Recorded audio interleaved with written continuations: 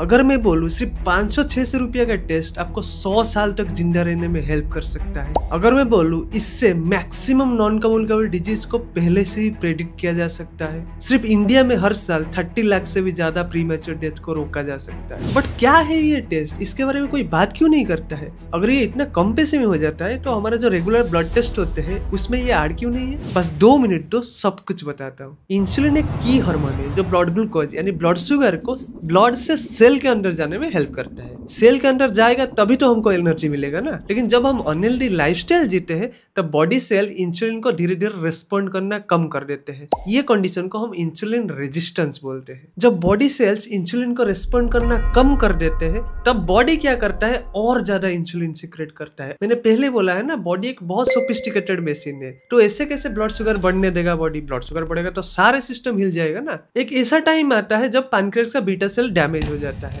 तब insulin secretion कम हो जाता है, तब हमारा ब्लड शुगर लेवल बढ़ता है। तब जाके अगर हम फास्टिंग ब्लड शुगर करते हैं या HbA1c करते हैं तब जाके हमको पता चला है कि हमको डायबिटीज हुआ है। लेकिन ये जो इंसुलिन रेजिस्टेंस है ना, ये 10-20 साल पहले ही शुरू हो जाता है। ये जो 20 सालों तक कंपनसेटरी मैकेनिज्म चलता रहता है उस टाइम तक बॉडी थोड़ी सही रहेगा। Chronic inflammation, oxidative stress, endovascular damage, hormonal imbalance और तुम कोई भी डिजीज सोच लो, इसका डायरेक्ट और इनडायरेक्ट रीजन यही होता है। मैंने जिससे बोला इसको मेंटेन करने के लिए बॉडी धीरे धीरे ज्यादा इंसुलिन सीक्रेट करने लगता है। उसको मेजर करने के लिए एक टेस्ट है, उसको बोलते हैं फास्टिंग इंसुलिन लेवल। एक एग्जांपल देख लो, इसमें आपको दिख रहा है फास्टिंग ग्लूकोज है 85, फास्टिंग इंसुलिन है 16। इस पे आप HumaIR कैलकुलेशन करोगे जो बहुत इजी है, कैलकुलेशन मैंने नीचे लिख दिया है। तो HumaIR आएगा 3.36। इसका मतलब ये इंसान मॉडरेटली इंसुलिन रेजिस्टेंस है। तुम ये रिसर्च स्टडी देख लो, जिसका HumaIR ज्यादा है ना उसका heart attack and brain stroke का risk 111% and all cause mortality, सारे चीजों से मरने का रिस्क 34% बढ़ जाता है। तो ये कैलकुलेशन, ये टेस्ट इतना जरूरी है, कोई डॉक्टर इसको प्रिस्क्राइब क्यों नहीं करते हैं? इसका मेन रीजन ये है कि हमारा हेल्थ केयर सिस्टम रिएक्टिव है। हम ज्यादा डिजीजेस और डिस्फंक्शन के ऊपर फोकस करते हैं, प्रिवेंशन के ऊपर फोकस ही नहीं करते हैं। सोचो तुम्हारा फास्टिंग ब्लड शुगर ज्यादा है, HbA1c ज्यादा है, कोलेस्ट्रॉल बढ़ा हुआ है, तो डॉक्टर के पास जाओगे, डॉक्टर तुमको कुछ मेडिसिन प्रिस्क्राइब करेगा ना, जैसे OH टैबलेट, इंसुलिन,